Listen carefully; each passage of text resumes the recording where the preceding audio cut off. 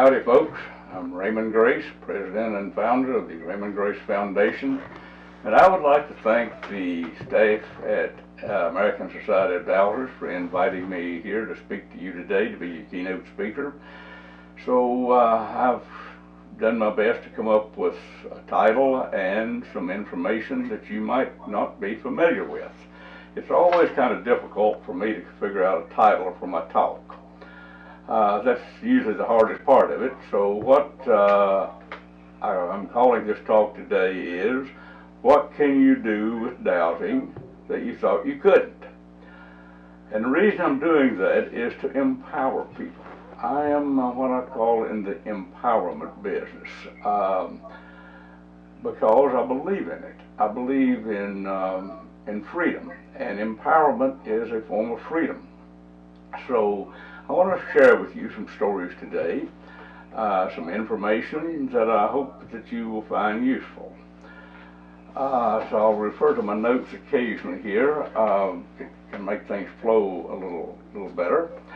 But I have found a group of people, and I've said this on every major talk that I've ever made, but I'm going to say it again today. I have found a group of people, actually 30 years ago, that are potentially the most powerful people on planet Earth. And the good news is, it's you, the doubters. The bad news is, most of you don't realize it. And that's why I have entitled this talk the way I have. What could you do if you didn't know you couldn't? That's just another way of saying it. So whenever I first got acquainted with doubting, I knew practically nothing about it. Living here in the Appalachian Mountains, so there were people that would find a place to drill a well using a forked stick, and I thought that was amazing, but I never really followed up on it. And I didn't have any clue that anything else could possibly be done with it. I just never thought much about it. So once I started attending doubting conferences, I got more ideas from people about what could be done. I also got ideas of what they thought they couldn't do. And I want to cover a few of those with you today. No offense is intended towards anybody. It's just that it's not that people are ignorant, they just believe so much that's not true. So I'd like to make a few comments about this today.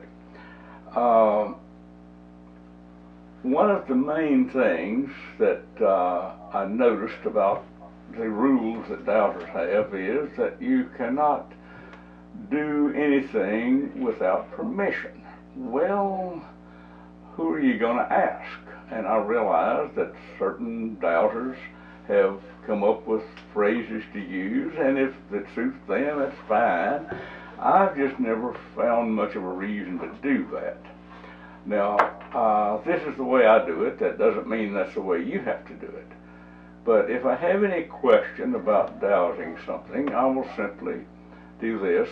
And as you already know, the movements of a pendulum, this is a yes, this is a no, this is a clockwise circle, and this is a counterclockwise circle. And that's all I've ever found that I needed.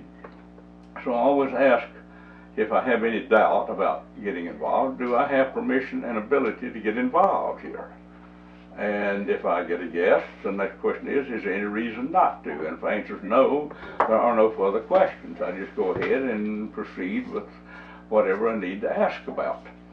So occasionally I do get a no.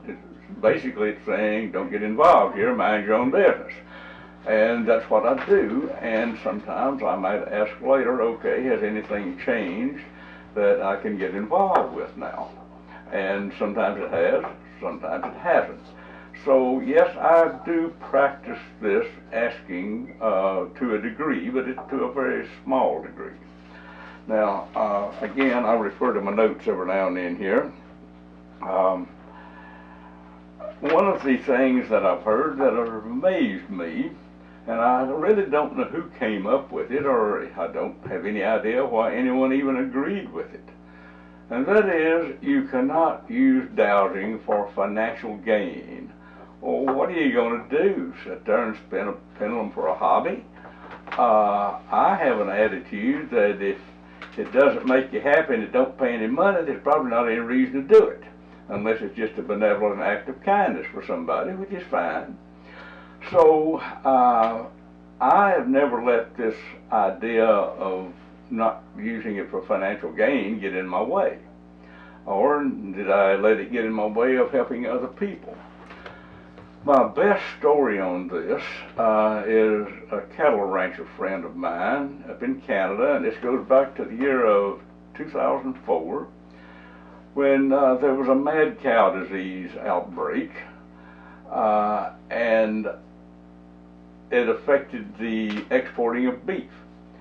And my friend lost about $1 million in a week. And he was getting very concerned, which would concern most people. And I said, I think maybe I can help you out. He said, well, I'd sure appreciate it. I said, well, let's just see what happens. Let me try something. About 2 weeks later, I got a phone call from him. He had already made his $1 million back. You say, how did you do that? That's pretty simple, really. So let me give you the 3 principles upon which all my work is based. Number 1 is all things, including beliefs, thoughts, memories, and opinions, are simply forms of energy. Everything is energy in one form or another. Einstein said it like this: everything's energy, that's all there is to it. That's the first principle. The second principle is the intelligent mind has the ability to transform energy. We refer to energy as good energy and bad energy, but it's not really true. Energy is neutral. How we use the energy depends upon whether we refer to it as good or bad. So the intelligent human mind has the ability to transform energy. I can give you a story or so on that. But the third principle is, and I got this from Einstein also, he seemed to have been a pretty sharp fellow, energy follows thought. And wherever we put our thoughts, we put our energy. So we could probably talk a long time on that, and maybe should, because I have a lot of phone sessions and Skype sessions with clients, and many times they will ask me a question if I find something wrong. They might want me to check out their conditions of their body or something. And they will say, well, should I worry about this? And my answer is, you should never worry about anything. You should do something about it. All worry is energy that feeds a problem. And thinking about problems doesn't really solve them, or worrying about them. You think about solutions rather than problems. And that you're going to be a lot more successful if you think about how to solve problems than if you do just worrying about problems. So I'd just like to throw things like that in as we go along. So those are the 3 principles of my work. And this is one of the stronger ones that I use to help my friend make his $1 million back. And that is to transform energy. Because at the time, there was a lot of fear. The real truth is there seems to always be a lot of fear. Well, fear is a form of energy. So what did I do? I took the fear and transformed it into prosperity. Why? Well, I didn't know I couldn't. Seemed like a logical thing to me. Nobody needs fear, and most everybody needs or can use prosperity. So I thought, well, why not use that? And it worked. It probably worked because I believed that it could. I didn't know for a fact that it would. The truth is, I never really know for a fact something is going to happen. I can have a pretty good idea it's going to happen, but I might not know. The only way you know is to try it and see. So many people contact me and ask, can I do whatever it is with doubting? Can I help myself? Can I help my family? Can I help get out of debt? And my standard answer is try it and find out. You're never going to know if you don't try it. And if it doesn't work the first time, it might work the second time. Not everything that I have done has worked the first time. Sometimes it didn't work the second time. And sometimes I was just a little too hard-headed to give up, and I eventually got it to work. So that's one of the ways that I've kind of shot down the theory, and it was certainly a theory and not a fact, that you cannot use doubting for financial gain or for personal gain. So I have used doubting before to take people that who had quite a bit of jealousy directed at me. That didn't bother me. I think, okay, I'll just take that and make money off of it. I did. I just took their jealousy and turned it into prosperity. Now, folks, what I want you to grasp here is the idea that you can change energy. Did I buy a license to change energy? Did I go to school and get a degree to change energy? No, I just did it. Why did I do it? How did I do it? Because I didn't know I couldn't. I have ideas, so I put the ideas to work. Not all of my ideas have worked, but a lot of them have. But I was never afraid to try anything. And just because the rest of the world couldn't do it, didn't mean I couldn't do it. Last week, I had a session with about 40 folks in Australia. And this was some type of internet connection. I don't really speak internet and computer language very well. But all these folks were listening to me talk, and they could, we were on camera. And it was in Perth, Australia. Now, not everybody on the show was from Perth, but the majority of them were. And I had been asked to help clean up the town there. Well, that's a pretty good sized job. I said, how many people you got? Oh, about 2 million. Well, I know nothing about the place except it's in Western Australia, and that's about all I know. And I thought, well, these folks are really trying to do something. So if they're trying to do something, I'll do what I can to help them out. So we started doing our normal clearing process, which I'll get into a little bit later, I hope. And the energy started raising, because that's the first thing you always do is measure energy. And the energy there was kind of low. Folks had been working on it, and they had made some progress with it. But all at once, something just didn't feel right. And I said, well, where does Perth, Australia get its drinking water? And the narrator or moderator on the show said, there's a lake out here, and he gave me the name of it. I don't remember it. And I said, well, let me check that lake out. Well, the water was terrible. I mean, that's not reasonable, folks. It really, the energy in the lake was zero. That's not reasonable at all. And then I found that there were demonic forces there. That's certainly not reasonable. And then the fellow that was moderator spoke up and said, well, there's a lot of demonic activity and demonic worship going on in that area, and a lot of pedophilia. And I said, well, okay, that's probably what the problem is. Let's see if we can get rid of it. Well, I did something, and I just keep this handy here. Took this right here, and I just did a slash like that. That's all I did with intent. The guy, and he's on they got moderators on the film, I can see him. He about jumped off of his chair. He said, what did you do? I solved the problem. So did I douse it? No, not really. I just eliminated the problem. Y'all can connect the dots on that one. So that's another thing that everybody knows can't be done. They know it is impossible to do something like this a half a world away. But I don't know that. And now, this is what happened next. I said, you folks go to the kitchen and turn the faucet on, let it run about 10 seconds, get some water and take a drink of it, and then send an email in here to the moderator so he can tell me what you're saying. We got all kind of good compliments that the water tasted better.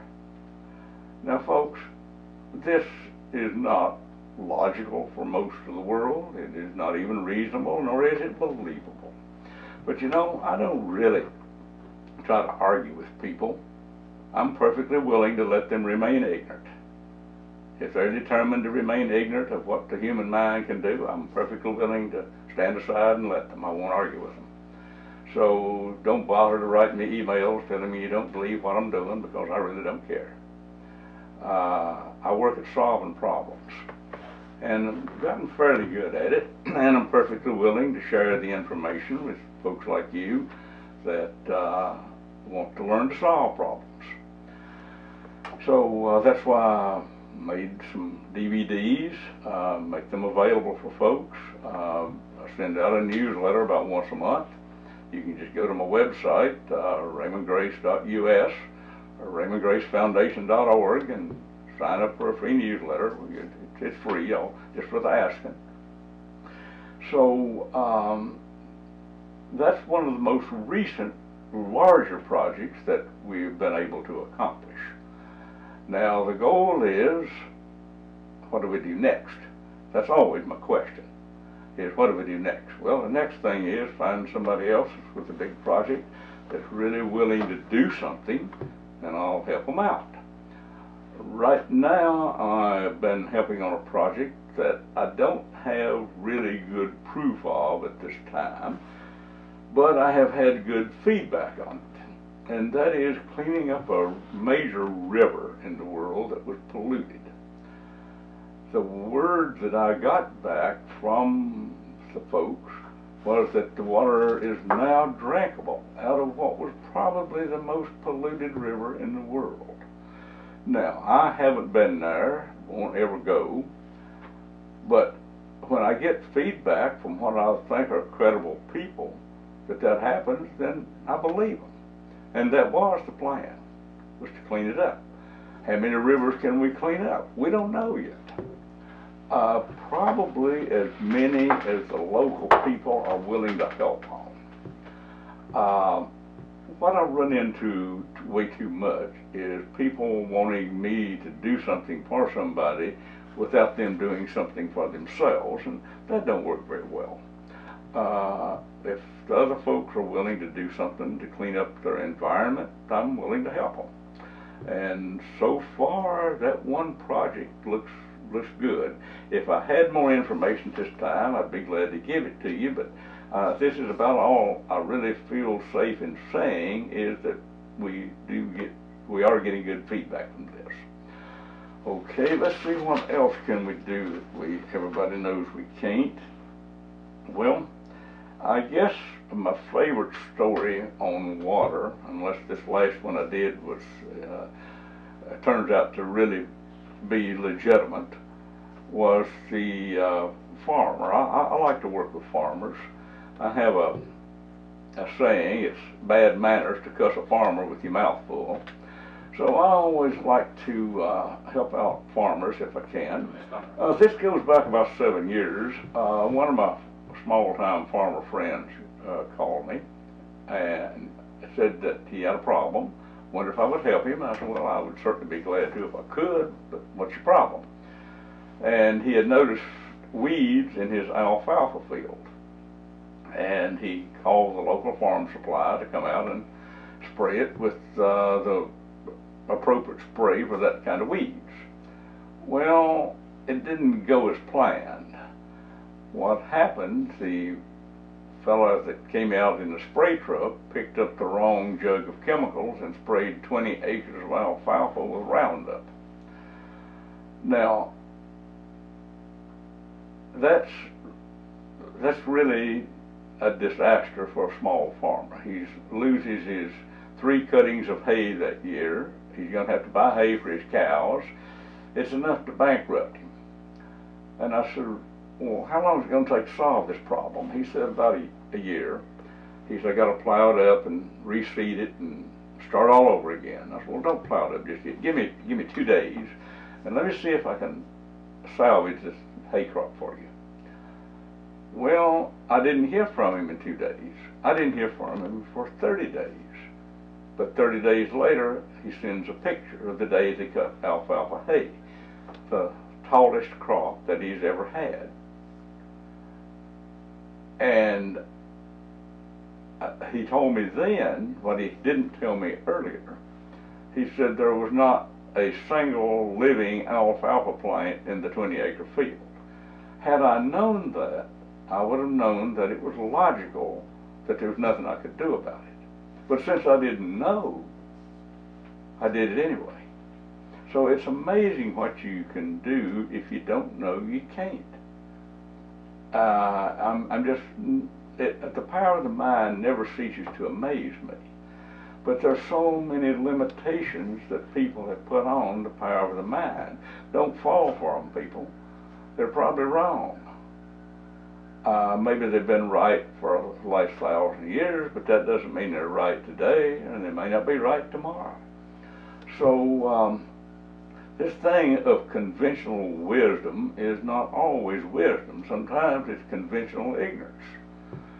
So just don't fall for it. If you folks are potentially the most powerful people on the planet, so make use of it. If you get an idea, try it and see if it works. That's the only way you're ever going to know. That's how I found out. Let me stop just a minute here.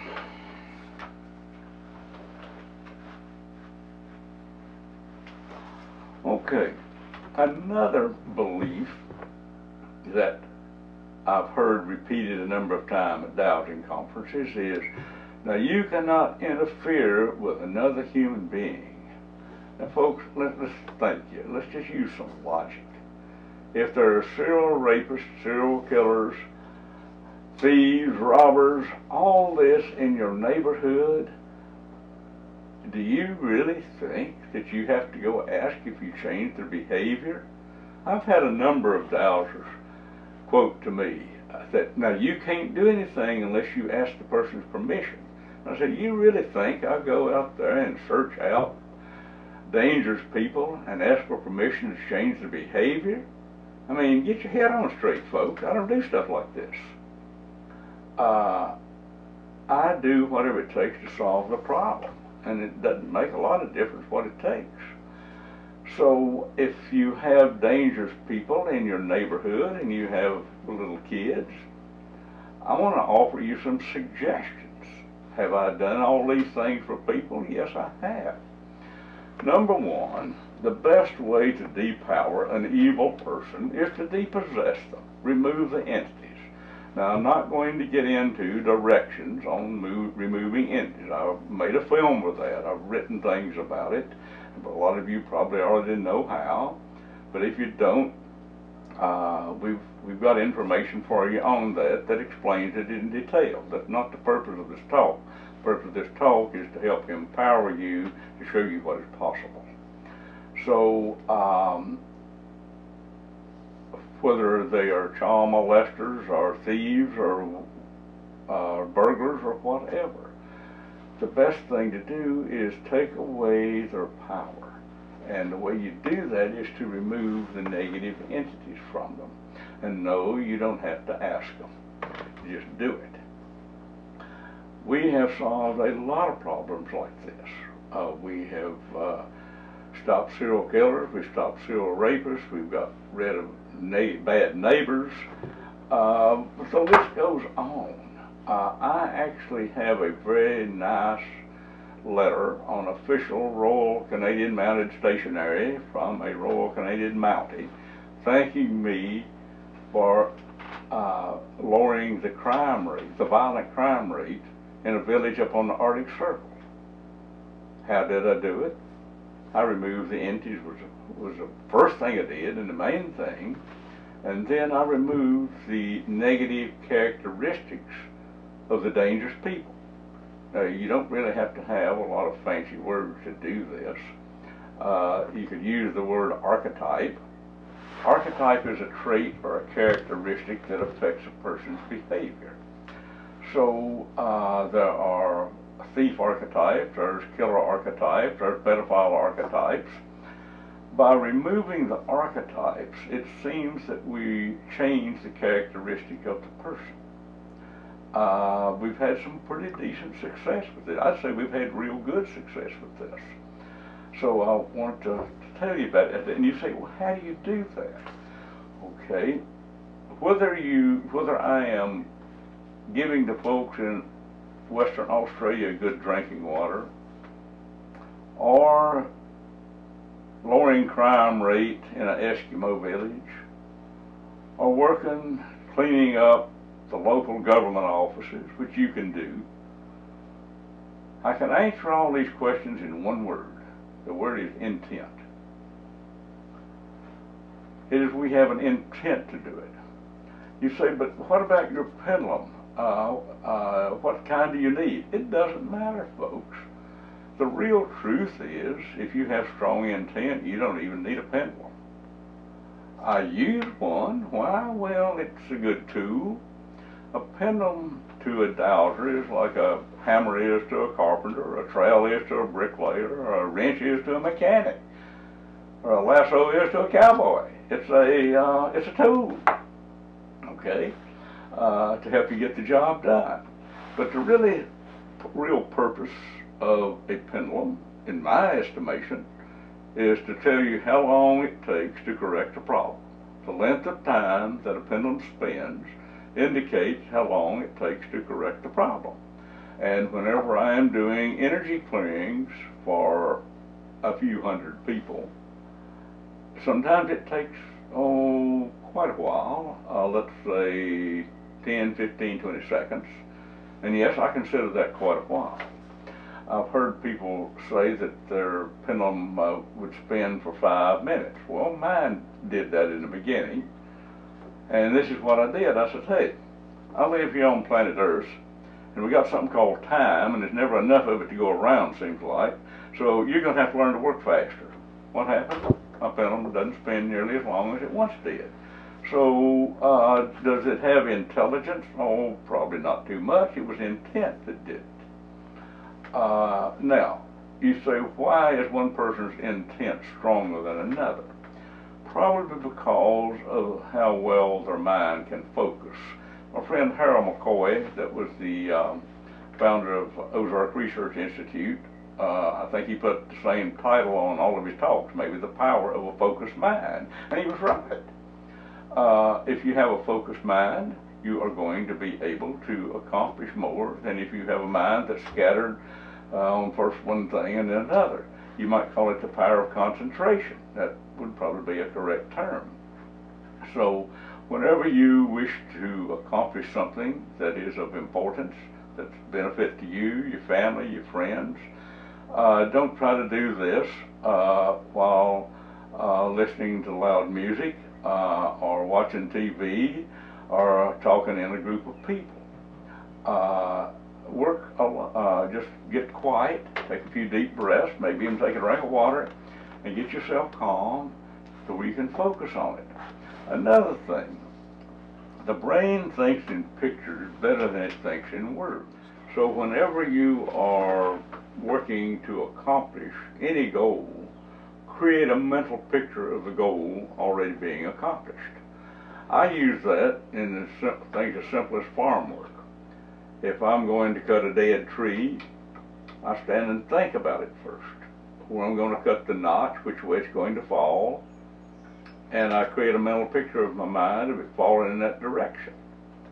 I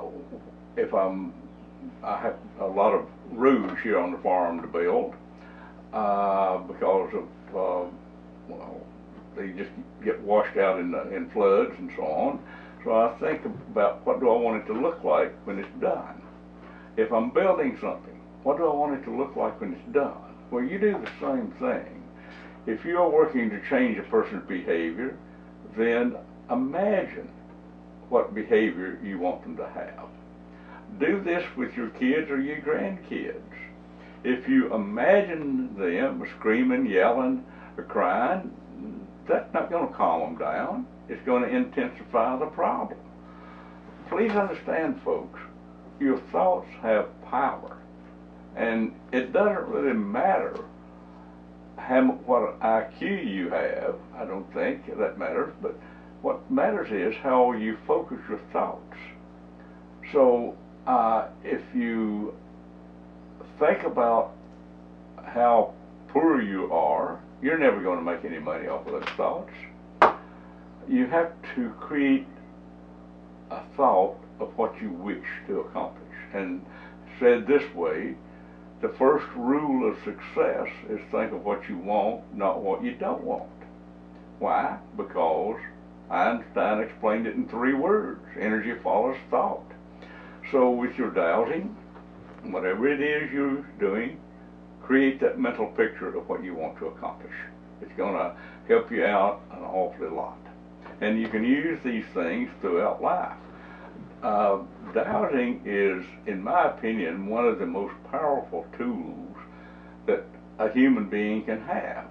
I recognized that early on, before I ever actually learned to dowse very well myself. And I would practice at every opportunity, but I really wasn't very good at it. Matter of fact, most things in life never really came easy for me. I had to work pretty hard for about everything I ever had. I've been working with learning to dowse for about 3 years, and my pendulum would only move maybe about 1/4 of an inch. That's just all it would do. And I had met Walt Woods out of Ozark Research Institute back in '96, and I noticed Walt's pendulum went like this a lot. And I'm thinking, okay, he knows something I don't. So I just got my pendulum out and I said, I want you to work like Walt's. It immediately started working like his. So there's been a number of people in class whose pendulum wouldn't move. They told their pendulum to work like mine, and it moved. What caused that? Probably the power of intent. I don't know of anything else that would have caused it, but it worked. And you folks watching this, if your pendulum doesn't move, tell your pendulum to move like mine does. See if that helps you. Probably will. Another idea that I heard quoted too many times was, now you cannot use dowsing to get information about a person. Well, if someone's trying to sell you oceanfront property on the seashores of Kansas, don't you think you might ought to check their integrity? Folks, there's a lot of scam artists in the world, more now than there's ever been. One reason is more people. Another reason is internet. They have more ways to reach you, and so on. So before you ever spend any money, invest in anything, check the integrity of the person you are dealing with. Now let me go a step further on that. If it sounds like such a good deal, you very well may be fooling yourself. This can happen. So ask to disregard your own opinions and get the truth whether you like it or not. And the pendulum will run counterclockwise like that because you're disregarding your own opinions. Getting around your own desires and opinions is one of the most difficult things about dowsing, because if you make up your mind what you really want and what you think you deserve, your dowsing system is probably going to tell you, yeah, it's okay, you can get it. Now it'll tell you that, but you still might not get it. It's because you are letting your mind and your wants and desires override your dowsing. So that's something I think we probably all have to work on and at least be aware of. Let's just talk about simple things you can do with dowsing. If the phone rings and you don't recognize the number, just check what's the result of me answering this. If you get a 0, don't answer it. Saves you some time that way. You can dowse simple things on which is the best time to go to the store. Yeah, I know that's real simple, but timing is everything, folks. And you don't want to go when there's a whole big crowd there, especially with the way the country is right now with the virus and so on. So I would suggest you dows to always be at the right place at the right time. And I find that works real good. I actually wrote a newsletter on that recently, and it went something like this. I drive a 20-year-old truck, and it's just logical that when a vehicle gets 20 years old, that you're going to have to replace something on it. So I'm driving down the road about 5 miles away, and all at once I push the clutch in to change gears, and the clutch, it doesn't work. So I just stirred it into the next driveway, managed to get it stopped, and guess where I was? Right in front of my neighbor's garage, or my mechanic's garage. Of all the places on planet Earth that truck could have been for the clutch to go out, it picked the ideal place. Now, what's the odds of that happening, folks? Well, if you program to be at the right place at the right time, the odds are greatly increased. Without it, the odds are maybe once in a lifetime, if that. So, do I believe in this stuff? Of course I do. That's why I'm making this talk today. I see results of what we do. I have driven halfway or longer, further across the United States at a time when I want to be there. I got there about 15 minutes early. I have gotten to places right at the exact time. Why? Because I programmed myself when I wanted to be there. See, the human mind has more ability than we've been told. And this is just one of the things that we can do. Excuse me. Now, what all else can we do? Well, we can attract the best possible futures. There may be an infinite number of possible futures for us, and it depends on where we are and what we do. So, by setting an intent to be at the right place at the right time is a way to attract to us the best of all possible futures. In any type of a complicated situation, without going through all the details, I simply give thanks for attracting the best of all possible futures. And that seems to work pretty good. It's a very simple way to get things done. All right, let's see what else we can do here.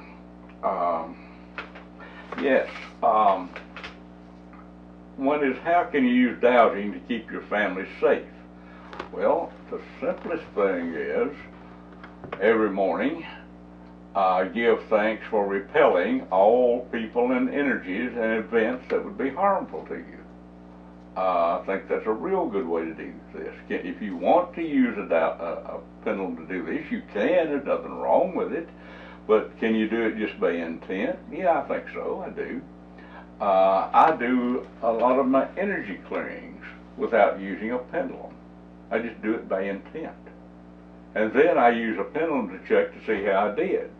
So far, everything's working fine. The more that we know how to do, and the more that we practice, and I get a lot of practice, because lots of people have problems. They hire me to solve their problems, and that gives me several hours practice every day. And I always like to help these folks. And every star athlete has to put in thousands of hours of practice. I think probably the same thing may be true of dowsing. So some hours, some days in the winter, I may douse for 12 hours a day. Why? Because there's that many people from around the world that have problems, and we seem to be able to help most of them solve the problems. We're not a cure-all, but we help most people. So let's see what else we can do here. A lot of people spend time shopping for vehicles. And I'd just like to tell a story here. One of my clients contacted me one day that he wanted to buy a new vehicle, and he had found one that he thought he would buy and told me how much it was. I think it was about $17,000. And he said, I think I ought to go buy it. This was a used vehicle. And I said, no, don't do that. I said, give me the names of all of the car dealerships within a 50-mile radius of where you live. And I think there were about 6 or 8 of them. So I checked them out one at a time. I sent him an email back, and I said, go to this place right here. They have the vehicle you want. And he wrote back shortly thereafter and said, you're right. I went down there and checked it out. They've got almost an identical vehicle that I was just looking at, but instead of $17,000, they're only asking $14,000.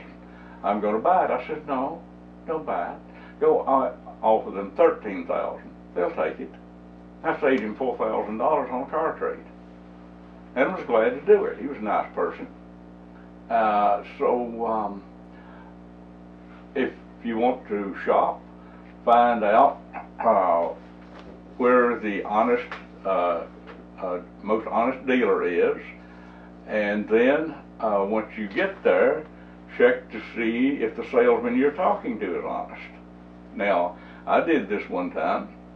I needed to buy a car, and I didn't have a lot of time to spend looking for it, so I simply dialed where the vehicle was I wanted. I went there and talked to the dealer, and I said, I came here to buy a car today, and if you have what I need and the price is right, I'll buy it from you. I really don't want to have to argue with you on it. I'll either take it or I won't. So show me what you have. And he pointed at one. I said, no, I don't want that one. He pointed at another. I said, no, that's not the right one. He pointed at another. No, not the right one. I could see he was starting to get aggravated with me. He said, well, I got one more. This one over here. I said, I'll take it. Just like that. What was I doing? Dowsing. I got the best deal possible on that vehicle. And it served me quite well for several years. And I did it all the dowsing. But he asked me, he says, well, what are you doing with that bullet on the chain? I said, I'm checking to see if you're telling me the truth. Well, what's he going to do? He's not going to chase me away because I came to buy a car. So he did nothing. Does it bother me to pull out a bullet film and check things out in public? Or to raise the energy of food in a restaurant or whatever? It doesn't bother me a bit. I have known of a number of other dowsers that will not let any family members know that they're dowsers or whatever. I don't know why people are so bashful about this. To me, it's an excellent tool that helps our life. And I'm perfectly willing to share information with anybody that wants to put it to use. So I'm just kind of randomly sharing a bunch of stories with you here today of what you can do with it. And you can definitely clean up allergies with it. I have lost track of the number of people that I have helped get rid of allergies. And all I do is neutralize the negative effect of the food upon the person's body. And then, if they're in my class, I'll say, now you folks go out and eat for supper, whatever you think you're allergic to, and if you survive, you get to come back tomorrow. We haven't lost one yet. So, I notice that some folks have made dowsing a lot more complicated than it needs to be. You don't know any big words, need big words or fancy phrases or all that. Well, just ask the question in as few words as you can, and keep it real simple, and I think you're going to do fine with it. Let's talk a little bit more about looking after your family, because to me, family is a very high priority. They're the most important people on earth to me. And before you make a trip anywhere, check to see what is the possibility of danger. Now, the way you do this, I just ask that question, what is the possibility of any danger on this trip? And I use a scale, like a normal dowsing circular scale, that you can go to my website and download as many copies as you like for free. It's just a circular chart. Actually, it's one I modified from Walt Wood's. Walt had more marks and things on his than I knew what to do with, so I just erased part of them, but actually I modified or reduced Walt's chart on that. So it goes from a scale of 0 to 100% plus or minus. That's the way I usually measure things. So the ideal danger level for a trip is 100 below 0. That would be over at the 9 o'clock position on your chart. If it gets anywhere above 0, you really need to look at the situation. Now, you may read a chart differently than I do, and that's okay. But an ideal reading for danger would be 100 below 0. Now, you might want to ask, is it due to weather? Is it due to timing? Is it due to mechanical problems with the vehicle? Is it due to the time that I am starting on the trip? If you start an hour later, is the danger still there? There's any number of things. And then when you've exhausted everything you can think of to ask about, say, okay, I want to neutralize any and all negative probable futures. And then take that energy and attract the best of all possible futures. Then you can check the result of your trip again. You're probably going to get a much better reading. And let's see, you always want to know if there's any people in the community that are dangerous. I covered that. Also, anybody that might be interested in robbing your house or doing any harm to you, whatever. Now, you folks probably are all gentle people, and you don't handle problems exactly the way I do. And we won't get into that too much. But when it comes to protecting friends and family, there's no holds barred. I do whatever it takes. It doesn't really matter. So all you folks that's accustomed to clearing things with sage or white light or whatever, I think my methods would be a little harsh for you. So probably won't get into that right now, but I do have one story later that I am going to tell you about because I think you need to know. Let's see here, what else I might hear. Yes, back whenever I first learned about dowsing, I realized the potential of it. And I think, you know, this is something that can really help a lot of people around the world, but the problem is they don't know it. And I came from a very conservative part of the country, and folks didn't catch on to that real well. And a lot of folks ask me, what do your neighbors and friends and associates think about dowsing? I said, well, I don't know. I never asked. I just go ahead and do whatever needs to be done. But what I notice is if they have problems, they will ask for help. So I notice that's kind of true of the human race. They put all their opinions aside. If their kid is sick or they really have a danger problem, then they're willing to listen. And you don't have to tell them much. Just go ahead and solve the problem for them. It's okay. It's part of being nice to people. So I set out to promote dowsing to the world. Now, I was a construction worker at the time, and I didn't have contacts. This was before the internet was invented, and certainly before I knew anything about it. But I set a goal to promote dowsing to the world. Well, we've reached 142 countries back 7 years ago. I don't think we've made an updated count since then. And that's not too bad. We get mail requests and comments from pretty much around the world. We haven't reached them all by any means, but we've reached a lot of them. And I might get a bad email once every 5 years. They're all complimentary, and that's good. You know, that shows that we're helping people, and that's the plan. And I actually started a foundation to promote dowsing.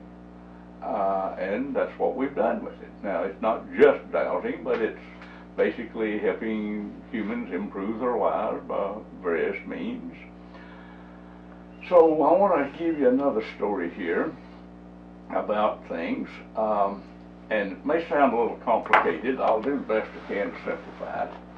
But time, according to a fellow named Jose Silva, who was a good friend of mine, who founded Silva Mind Control, a very intelligent man, he said time is in dimensions.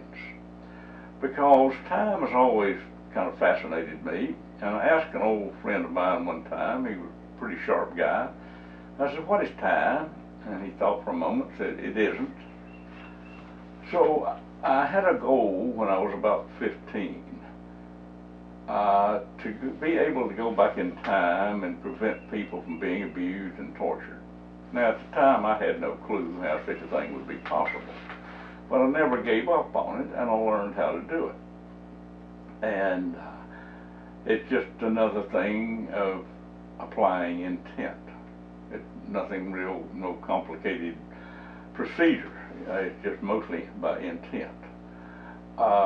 So I found that I could go back in time and help people that had been abused. And it didn't really matter what the abuse was. I was able to go back in time and help them out. I'm trying to keep this real simple. I'm just going to show you that such a thing is possible. I'm not going to get into all the details of how to do it, but you really just do it with your mind. You don't really have to use a pendulum, but you can if you want to. And you can go back simply with intent and create a different situation, and the person will feel quite a bit better afterwards. So I want to give you the very best story that I have here. And this occurred, how long ago, 5 years ago maybe. I was teaching a class somewhere, and as I was leaving, folks were shaking hands, and, normal thing. And this one lady came up to me, very polite, and said, could I talk to you on a phone call? I said, well, sure. Just send me your phone number and an email, and I'll be glad to give you a call.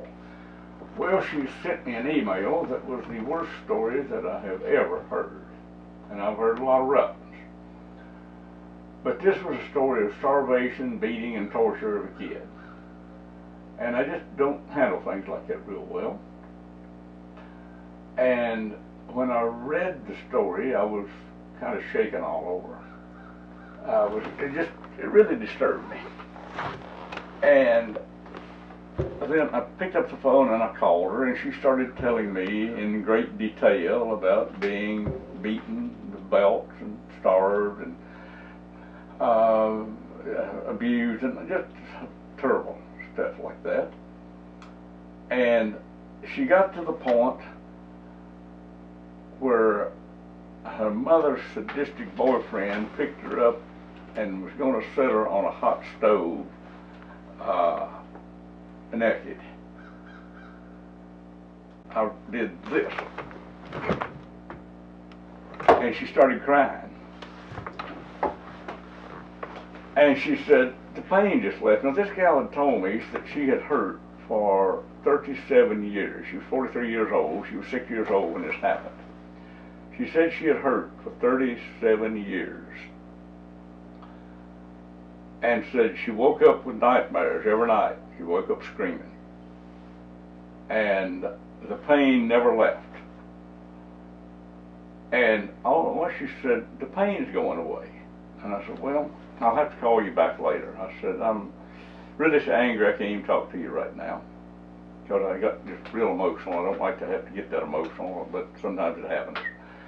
And I called her 2 or 3 hours later. She said, the pain is mostly all gone. The next morning she wrote she overslept. No nightmares. At the end of the month, she had overslept every night. Now, all the pain was gone. Now, what she had told me earlier, there was still 15 scars on her butt from being set on that stove. The scar disappeared. Now, what did we do? I went back in time and stopped something before it happened. And that's another thing that I think the world didn't know could be done. Now, that's not the only story. That's just that's the one with the most physical evidence of scars literally disappearing. Oh, we've had a lot of people say, oh, I don't have the fear I used to have. I don't have the grief or the sadness or all this stuff. That's good, but that's just kind of mild stuff compared to scars disappearing off of a body within 30 days. So don't ever doubt what you can do, because you won't ever know unless you give it a try. Now I want to close out here with some ideas on energy. I first learned to measure energy back in October of 1998. And life has never quite been the same since. And at the time, now we have a scale, and I do not know if it's a scientific scale or not, but it serves my purpose of being able to measure energy anywhere on planet Earth. A human, an animal, a place, it doesn't really matter. So whenever I'm asked to work on a project for somebody, whether it's a family or maybe they're going into the hospital or maybe the kid's having trouble at school or whatever, the first thing you do is measure the energy. Well, that right there is going to tell you quite a bit. If energy is zero, you know they got problems. Well, you got to do something to fix it. And frankly, a lot of places and a lot of people's energy is zero. So what I have noticed from the beginning of '98, we would go a few months, maybe several months, and energy would creep up a little bit. Not a whole lot, but enough to be noticeable. Then it would go, it was like it goes up to a plateau and it levels off. And then it goes up a little, levels off again. Up again, levels off again. It's been doing that for 22 years. Well, 23 years now, I guess. Now we have energy higher. I'm not going to give you a figure on it because, frankly, it's not even believable. And I might not be right, but I think I'm right. We have more energy to work with now than we have ever had, probably in recorded history. Now, I have to say probably because I don't know that for a fact. But I can say we have more energy now than we've had since I've been measuring it. And the energy has increased in the last year more than it has in the last 23 years combined. So what's happening? I don't know exactly, but I think I do know this. We have more energy to work with now than we ever had in our life. And if we have more energy, we can accomplish more. This is how I've been able to clean up concerts of 15,000 people. We couldn't have done that 5 years ago, I don't think. We didn't have the energy to do it with, but we can do it now. Also, I wanted to tell you something else here. Whenever any of your friends are going into the hospital, use your dowsing skills and clean up the hospital for them. Remove the negative entities, because they're almost always going to be there, and remove them from the people, and then take any negative emotions in the hospital or among the operating staff and turn them, well, just to keep it simple, turn them into love. Also, check compatibility of the person that's going in for surgery. Check the compatibility with the operating staff. And you might need to make some corrections there. You take any beliefs, thoughts, memories, conditions that adversely affect compatibility and turn it into compatibility, ability to get along, but just the word compatibility is probably sufficient. Now, if your kids or grandkids go to school and they don't get along with the teacher, you might want us to check to see if their spirit guides are compatible. Because I run into that a lot with people. They're nice folks, but their spirit guides don't seem to like each other. I learned that from an old Indian friend of mine up in British Columbia. She told me one time, she said, if you are trying to heal someone and your spirit guides don't like their spirit guides, you're not going to be able to help them. Well, she was right, but I don't think she knew that we could change it. And I found out we could. We have solved a lot of problems simply by making people's spirit guides compatible with each other. So if you got kids or grandkids in school and there's other kids or teachers you don't get along with, check this out and make the appropriate corrections, and chances are it's going to improve everybody's life. And it's just a part of making life better for as many people as you can. So I think we're going to kind of run out of time here pretty soon. I want to go over the highlights here in a minute. I also want to invite you to visit our website, RaymondGraceFoundation.org, and see what we're doing, what we're offering. And if you're interested in our energy clearing project, that's fine. I also put in addition to cleaning up people's homes and families, we also work to give them good drinking water. And if we can believe the feedback we're getting, it must be working. So let's go back here and kind of recap some of the highlights here about dowsing. Number one is, don't let anyone else make rules for you to go by. If it solves problems, use it.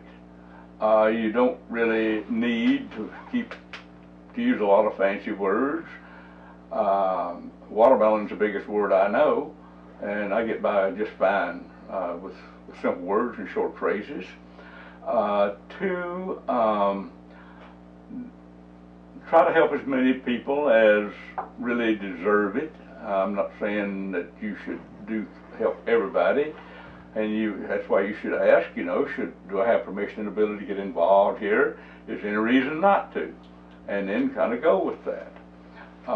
If you see a chance to do a random act of kindness for somebody, or maybe even a group of people, well, just go ahead and do it. You don't have to ask them. If it's something beneficial for everybody involved, yeah, that's a good thing to do. Let's see here, what else?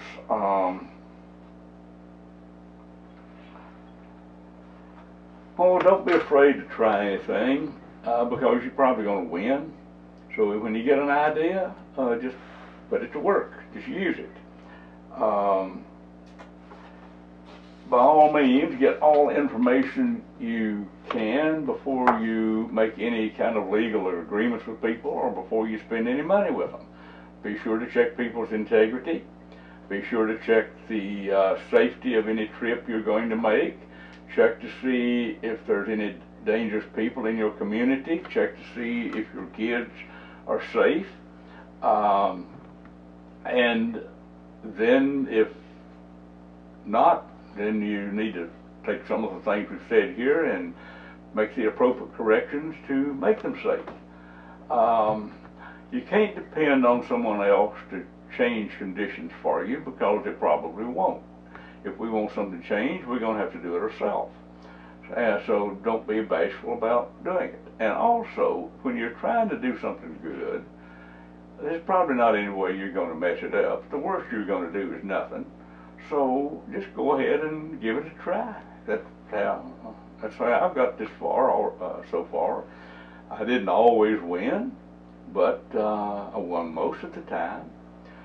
So I want to thank you folks for listening. Again, I want to thank American Society of Dowsers for inviting me to speak to you today.